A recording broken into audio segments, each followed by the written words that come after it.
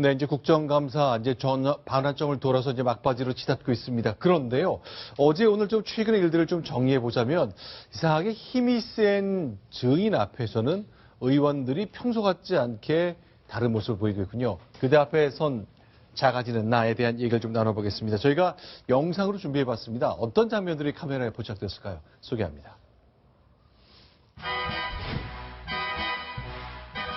미디어 K스포츠 한마디로 이거 문제 없다고 보세요? 한마디로 얘기해 보세요. 문제 있어요, 없어요? 전혀 문제 없습니까?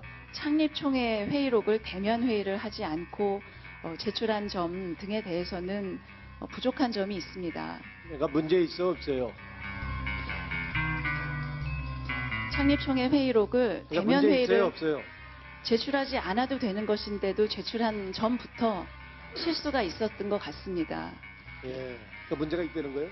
대면 회의가 아니었는데도 대면 회의가 있었던 것처럼 기록해서 제출한 점에 있어서는 잘못이 있다. 그 사실과 관계가 다르다라는 말씀을 드리는 것입니다. 예, 문제가 있습니다. 비서실장을 어떻게 관리해가지고 미물이나 받아먹고 말이죠. 죄송스럽게 생각합니다. 인천시 교육감 지금 네. 수사 받고 있죠. 돈 받았어요, 안 받았어요? 안 받았습니다. 한번 지켜봅시다. 거짓말하는지. 네. 신복 교육감들이 이게 뭡니까 도대체? 부끄럽지 않습니까? 비서실장 문제에 대해서는 제가 죄송스럽게 생각합니다. 부끄러워서 어디 저 교육 가족들 살겠어요? 서울시 교육감 제가 볼 때는 책임지고 사퇴해야 돼요 지금.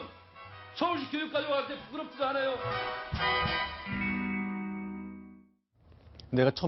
제가 첫머리에 이제 그대 앞에서 작아진 나라 그랬는데 그건 잠시 후에 소개를 드리겠고요. 지금은 증인들 앞에서, 기관 증인들 앞에서 굉장히 고압적인 태도를 보였던 의원들 얘기를 좀 나눠봤습니다. 길증 기자.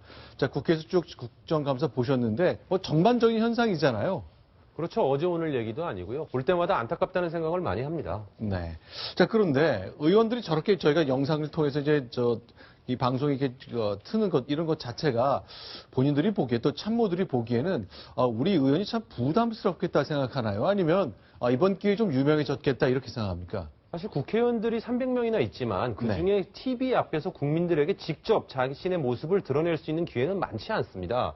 국감장이 아주 좋은 기회고요. 그때 이제 자기를 부각시키고 그다음에 자극적으로 표현을 해야 한 번이라도 더 영상에 더 잡히고 또 그러면서 유명세를 타고 이런 기회를 노리는 것이 분명히 깔려 있고요. 그러다 보니 의도적으로 돌출 행동을 하는 경우도 있고요. 물론 이제 좀 더 선진국형으로 좀 정부와 입법부가 함께 어떤 중요한 화제를 가지고 국정을 논하고 영감을 나누고 통찰하는 그런 대화를 많이 나누자라고 얘기를 하지만 또 그런 것보다는 당장 급하니까 내 얼굴이 네. 한 번 더 TV에 나가고 그걸 통해서 지역 구민들이 내 얼굴을 알아보고 이런 기회로 활용하려는 그런 욕심이 앞서다 보니 저는 네. 좀 자극적인 자기를 부각시키려는 그런 언행이 자주 나오는 거 아닌가 이렇게 생각합니다. 그러면 이 경우는 어떻습니까? 저희가 어제 KBS 사장이 의원들의 질문에 보도본부장한테 답하지 말라고 이제 지시하는 모습 적절하지 않았다는 걸 지적을 좀 해드린 적이 있는데 시간이 좀 지난 다음에 어제 저녁 이후에 영상이 좀 하나둘씩 공개가 되고 있습니다. KBS 사장을 상대로 해서는 야당 의원들은 어떤 질문 분위기였는지 또 역시 저희가 영상으로 준비해봤습니다. 1년도 안 되는 시간인데 왜 이렇게 시끄럽습니까? 가장 조용하다고 그러죠. 가장 조용한 게 아니고 지금 농담할 때가 아니고요. 대구 총국 기자는 성주의 외부 세력 개입에 대한 리포트 제작 지시해가지고 이것도 시끄러웠죠. 11년 7월에는 현대차 그룹 관계자로부터 골프와 술 접대로 또 시끄러웠죠. 이게 그러니까 사장으로서 시끄러운. 근데 보도본부장 계세요? 외압 의혹에 대해서 방송하지 못하도록 한 이유가 있습니까? 모두 책임자한테 그걸 보도 내용을 물어보시는 거예요. 사장님 지금 저한테 훈계하시는 거예요? 네? 훈시하시는 거예요? 지금 보도본부장한테 물었어요. 보도본부장 대답하세요. 답변하지 마. 답변하지 마. 네? 잠깐만요. 이거 지금 잠깐은 정해 요청해요. 고대영 사장께 드리는 말씀을 위원장께 드리는 형태로 전달을 하고 좀 강한 유감 내지 경고의 말씀을 제가 드리도록 하겠습니다. 박수환 부장 어떻습니까? 이제 어제 있었던 장면 포함해서 몇 가지 장면을 보여드렸습니다만 이제 역시 좀 KBS 앞에서 좀 약해지는 측면이 있는 겁니까? 사실 야당 의원들도 이제 KBS를 많이 국정감사 대상이라는 이유로 네.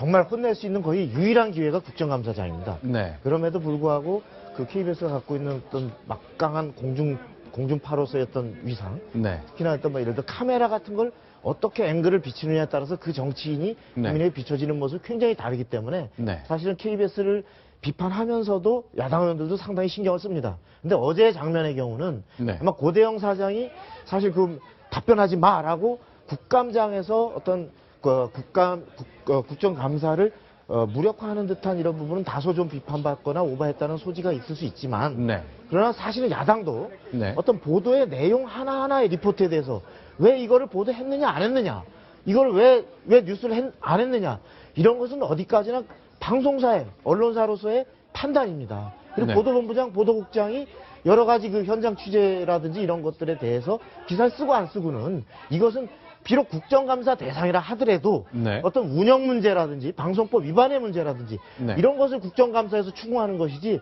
네. 보도의 내용까지 자기들 입맛에 맞는 것들을 갖다 몰고 가려고 하면 네. 고대영 아마 사장이 어제 그 부분에서 언론인으로서의 자존심이 확 발동을 한 것 같아요. 그래서 다소 오버를 했지만 사실은 야당도 그런 부분을 격발한 부분에 대해서는 여야를 떠나서 저런 부분에 대해서 보도 내용까지를 간섭하려 드는 것은 상당히 그 문제가 있다 이런 생각이 듭니다.